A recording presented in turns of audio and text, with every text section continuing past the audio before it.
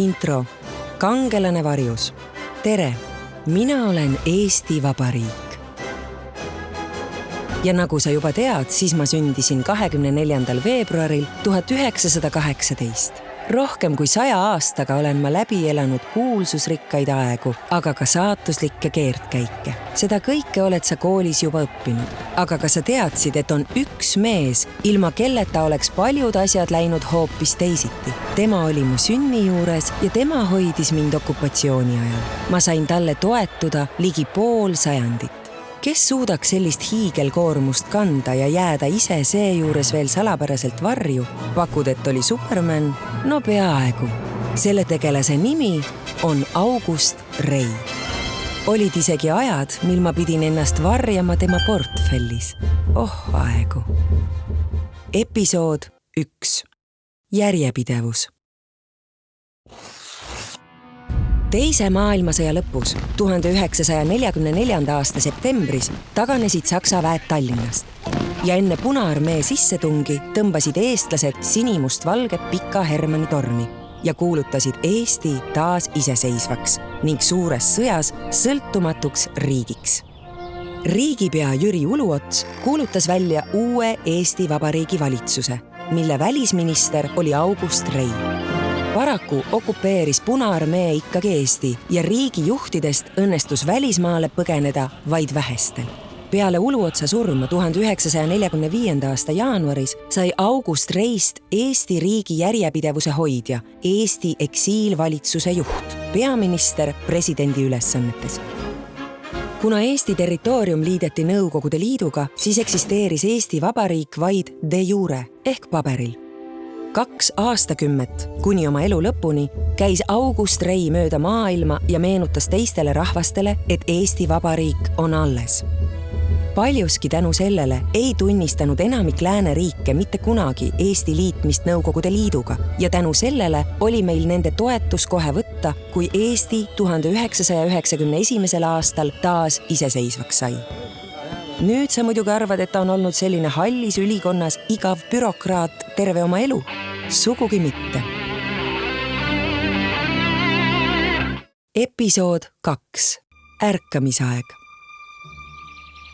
August Rei sündis Viljandimaal külakooli õpetaja pojana. Gümnaasiumis käis ta juba kodust kaugelt Tartus, kus 14-aastaselt lõi koos hilisema suure luuletaja Gustav Suitsu ja teiste kaasõpilastega rahvuslik revolutsioonilise põrandaaluse salaühingu Külvaja, mille tulistest poliitikaaruteludest võttis osa isegi noor kirjanik Anton Hansen Tammsaare.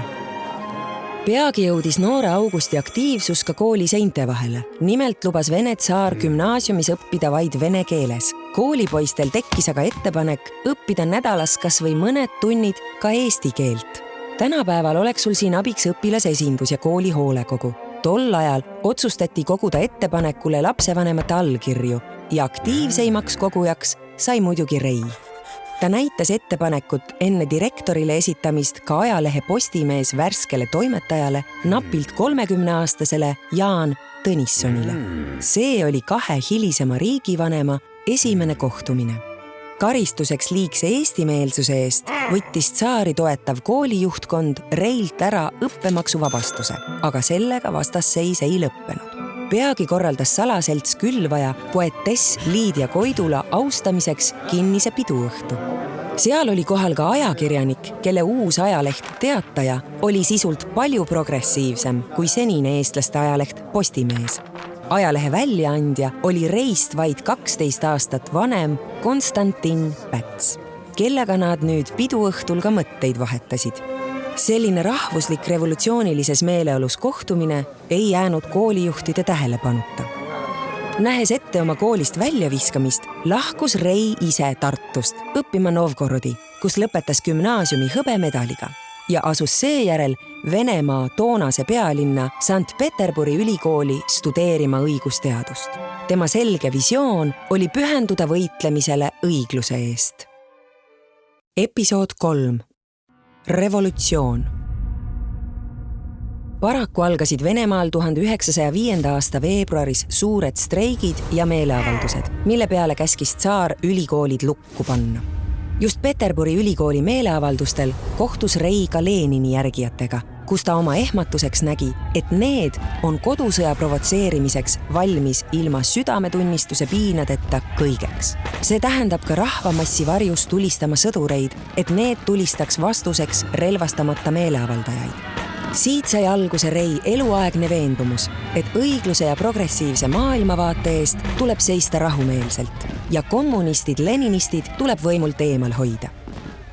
Kuna ülikool jäi suletuks, tuli Rei 1905. aasta kevadel tagasi Tartusse ja kohtus oma kunagiste sõpradega salaühingust Külvaja, kellega moodustati nüüd eestlastele suuremate õiguste ja vabaduste nõudmiseks sotsiaaldemokraatide Tartu grupp.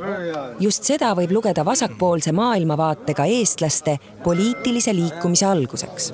Juba aprilli lõpus esindas Rei koos teiste poliitiliste voolude esindajate Pätsi ja Tõnissoniga Eestit esimesel Balti konverentsil, kus arutati ettepanekuid, kuidas tsaaririiki peaks muutma. Peagi arreteeris tsaarivõim Tallinnas grupi Lenini käsilasi ja nii jäid Tallinna suurte tehaste töölised ilma poliitiliste liidriteta. Rei kasutas võimalust ja tuli Tallinnasse koos ühe Eesti esimese naispoliitiku Alma Ostraga. Koos võideti pealinna protestivad rahvahulgad demokraatide poolele, nõudes ühiselt kodanikuõigusi ja poliitilisi reforme. Kuigi tsaar oli rahva pahameele rahustamiseks lubanud suuremaid vabadusi ja ühiskonnaelu reformimist, siis oma sõna ta ei pidanud. 1905. aasta jõuludeks keerati karm kord tagasi ja poliitiline tegevus keelustati. Koos paljude teiste poliitiliselt aktiivsete inimestega pidi ka Rei pool aastat vangis istuma. Muide tema kong asus tänase Malemaja kõrval. Vangis oli rahulik järele mõelda valitsevate olude üle ja see tiivustas veel enam Rei soovi võidelda õigluse eest. Vabanedes otsustas ta hakata välja andma oma ajalehte. Tänapäeva demokraatlikus Eestis on sul oma meelsuse näitamiseks ja toetajate kogumiseks võimalik võtta sõna näiteks sotsiaalmeedias ja koguda petitsioonidele digiallkirju. Tol ajal oli aga parim vahend oma ajaleht. Nii asutas ta põrandaaluse trükikoja, kus andis välja tänaseni ilmuvat ajalehte Sotsiaaldemokraat. Kui tsaar lõpuks 1907. aasta kevadel ülikoolid taas avada julges, kirjutas Rei oma päevikusse. Haridus on relv, mis on tingimata vajalik, et jätkata võitlust rahva vabaduse ja sotsiaalse õigluse eest, mille teele olin asunud. Ja läks tagasi Peterburi juurat õppima. Muide tol ajal elas Peterburis kokku rohkem eestlasi kui Tallinnas, sest paljud edumeelsed eestlased eelistasid saksastunud kohalikele linnadele kosmopoliitsemat metropoli. Episood 4. Sõjavägi. Peale ülikooli edukat lõpetamist tuli minna aastaks ajateenijaks Soome, mis oli toona Vene tsaaririigi osa. Peagi algas esimene maailmasõda. Rei kaitses õhutõrjepatarei komandörina algul Petrogradi ja hiljem Kuramaad peale tungivate Saksa vägede eest. Samamoodi olid ka teised ligi 100 000 Eesti meest laiali pikal rindejoonel Peterburist Kaukaasiani. Kui 1917. aasta veebruaris Petrogradis tsaar kukutati, hakkas levima mõte, et kõik Eesti sõdurid tuleks kokku koondada üheks väeosaks. Nii et kui kommunistid 1917. aasta oktoobri revolutsiooniga võimu haarasid, tegi Eesti kõrgema võimu kandja Maapäev üleskutse, et kõik Eesti soost sõdurid lahkuks rindelt ja tuleks koos relvadega tagasi koju, et vajadusel kodumaad rüüstajate ja anarhia eest kaitsta. Kõigi nende naasvate sõjameeste kirjapanemist ja korraldust juhtis August Rei. Just nende sõjalise väljaõppega ja organiseeritud Eesti sõdurite võrgustikule ehitas kindral Laidoner aasta pärast üles Eesti rahvaväe, mis võitis vabadussõja. Kui need sõdurid oleks jäänud laiali revolutsioonilisele Venemaale, oleks meil läinud nii nagu Lätis, kus oma riigi eest sõdima polnudki enam kedagi kutsuda. Episood 5. Vaba riik. Edasist sa ju juba tead. Eesti Vabariigi väljakuulutamine, Saksa okupatsioon, Esimese maailmasõja lõpp ja vabadussõja algus. Eesti ajutise valitsuse juht on toosama ajalehe Teataja toimetaja Konstantin Päts ja asepeaminister, ja arvasid juba õigesti, August Rei. Tänu Peterburis nähtule puudusid Reil kommunistide osas igasugused illusioonid ja just tema keelustas vabadussõja alguses kohe Eestis kommunistliku partei tegevuse, sest nood olid lubanud kodusõda. Ka vajas noor riik vennasrahva soomlaste sõjalist abi, kuid Soomes oli alles poole aasta eest lõppenud mõttetu ja verine kodusõda ning seetõttu suur osa ühiskonnast oli Eestis sõdimise vastu. Rei veenis oma kamraade tänaseni mõjuvõimsast Soome sotsiaaldemokraatlikust erakonnast, et meil siin ei käi kodusõda, vaid välisvaenlase sissetung ja soomlaste abi ootab kogu Eesti rahvas. See mõjus. Kohe, kui Punaarmee oli Eesti piiridest välja tõrjutud, valiti esimestel vabadel valimistel Asutav Kogu, Eesti esimene parlament. Sotsiaaldemokraadid koos Tööerakonnaga võitsid valimised suurelt ja Rei rolliks sai Asutava Kogu juhtimine, kus ta oma tasakaaluka rahulikkusega pälvis üldise tunnustuse. Kuna Eestil toonaste seaduste järgi riigivanemat või presidenti ei olnud, siis Rei oligi rahvusvahelistes suhetes Eesti Vabariigi seaduslik esindaja, ehk siis Eesti esimene riigipea. Rei juhtimisel ladus Asutav Kogu vundamendi, millel seisab Eesti demokraatia tänaseni.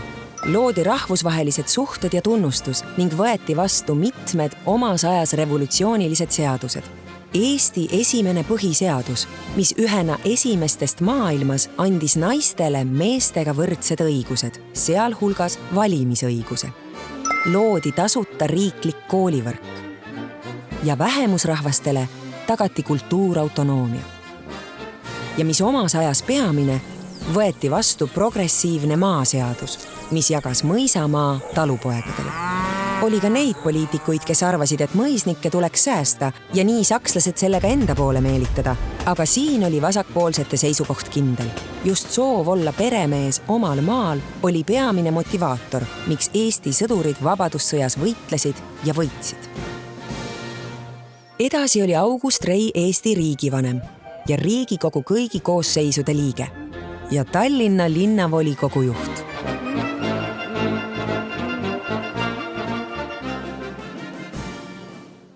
Episood 6. Vaikiv ajastu.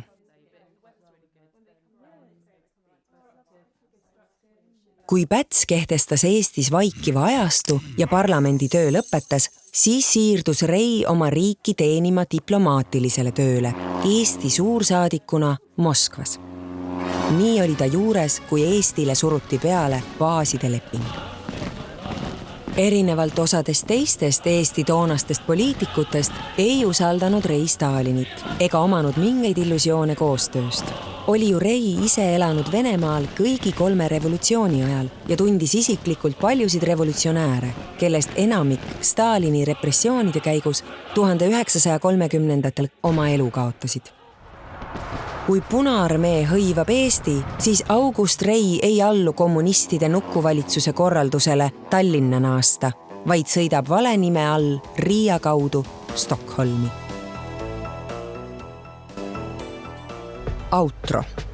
Mis siis? August Rei suri 1963. aastal Stockholmis, teel eksiilvalitsuse istungilt koju. Eesti taasiseseisvuseni jäi siis veel 28 aastat. Rei võitluskaaslased hoidsid Eesti Vabariigi järjepidevust kuni Nõukogude okupatsiooni lõpuni. Tänu sellele tuletasid lääneriigid Nõukogude Liidule meelde, et Eesti okupeerimine tuleb lõpetada. Suurriigid ja ÜRO tunnustasid Eesti Vabariigi taasiseseisvust kohe mõned päevad peale 20. augustit 1991. Rei aatekaaslased osalesid aktiivselt Eesti taasiseseisvumises. Naiste valimisõigus, töötajate õiguste kaitse, tasuta kooliharidus, oma maa peremees, õiglane ühiskond ja parlamentaarne demokraatia. Progressiivsed ideaalid, millele August Rei juhtimisel ehitati Eesti Vabariik, on väärt hoidmist ka täna. Ma olen uhke, et mul oli selline abimees nagu August Rei, kes ajas Eesti asja pea terve oma elu. Täna aga loodan ma teie peale, head noored. Olge aktiivsed ja seiske õigluse eest.